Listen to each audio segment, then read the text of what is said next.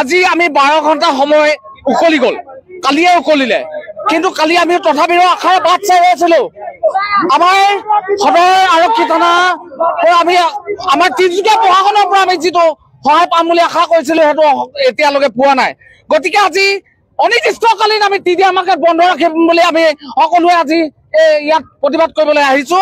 আৰু ইয়াত আমাৰ অকল যে মুছলিম সমাজৰ কোনো কথা নাই, এইখন হ'ল শংকৰ আজানৰ দেশ। প্ৰথমতে আমি খিলঞ্জীয়া অসমীয়া সকলোৱে ভাই ভাই, কিন্তু আজি কেইজনমান ব্যক্তিৰ কাৰণে আমি আজি হিন্দু মুছলিম কৰিবলগীয়া হৈছে।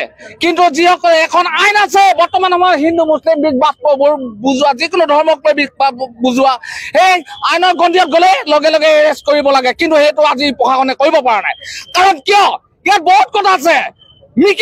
মিকি কি নাই, মিকি আইফোন দিয়া কালিয়ে এটা প্ৰমাণ হৈ গ'ল, আইফোন দিয়াৰ কাৰণে মেনেজ। তাতোতকৈ আৰু কিবা কিবি দিয়ে। SP অফিচত মিকিৰ পৰিয়ালৰ গাড়ী চলি থাকে, DC অফিচত চলি থাকে, আৰু কি নকৰে 2 নম্বৰত এক্সপাৰ্ট। গতিকে মিটিয়ালি হ'ব আজি ইয়াতে এইটো প্ৰমাণ হৈ গৈছে। মই এতিয়া পুনৰবাৰ অনুৰোধ জনাইছো যে যিকেইজনে মাৰধৰ কৰিছে তেখেতসকলক অতি শীঘ্ৰে গ্ৰেপ্তাৰ কৰিব লাগে।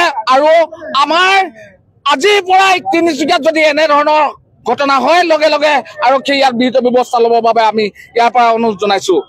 এতিয়া কথাটো হ'ল আপোনালোকক মই অৱগত কৰিছো যে ইয়াত অকল মুছলিমৰ কোনো কথা নাই।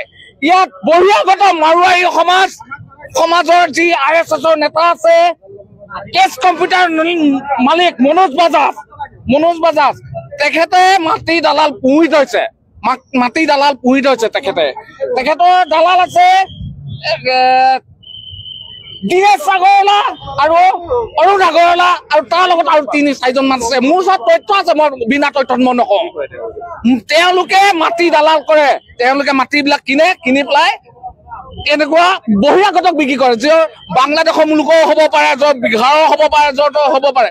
কিন্তু আজি ইয়াৰ পৰাই মই অসমীয়াসকলক আহ্বান জনাইছো যে বহিৰাগতক কেতিয়াও মাটি বিক্ৰী নকৰক, লাগিলে ঘৰতে বিক্ৰী কৰক, কাৰোবাক দিয়ক, কিন্তু বহিৰাগতক মাটি নিদিব। মই আপোনালোকক অনুৰোধ জনাইছো, এতিয়া এইবিলাক আমি গতিকে মই অনুৰোধ জনাইছো প্ৰশাসনে অতি সোনকালে বিকি আৰু এই কি বুলি কয় মোবাইল আৰু চনু মোবাইলত স্বত্বাধিকাৰীক প্ৰথমতে গ্ৰেপ্তাৰ কৰক। আমাৰ প্ৰধানমন্ত্ৰী সদায় গ্ৰেপ্তাৰ কৰক, শাস্তি প্ৰদান কৰক, তাৰ লগত সহযোগ কৰা গুণ্ডা বাহিনীটো আমাক চিনাক্তকৰণ কৰি দেখাই গ্ৰেপ্তাৰ কৰক। এইখিনি আমাক লাগিব বৰ্তমান সময়ত। এইখিনি নোলোৱালৈকে আমি অহৰহ ভাবে ইয়াত পহৰা দিম। অনিৰ্দিষ্টকালীন তিনিদিনীয়া বন্ধ থাকিব, লাগিলে তিনিচুকীয়া বন্ধ হ'ব, লাগিলে অসম বন্ধ হ'ব। আপোনালোকৰ সংবাদ মাধ্যমৰ যোগেদি আমি এই বাৰ্তা প্ৰেৰণ কৰিছো। জয় অসম।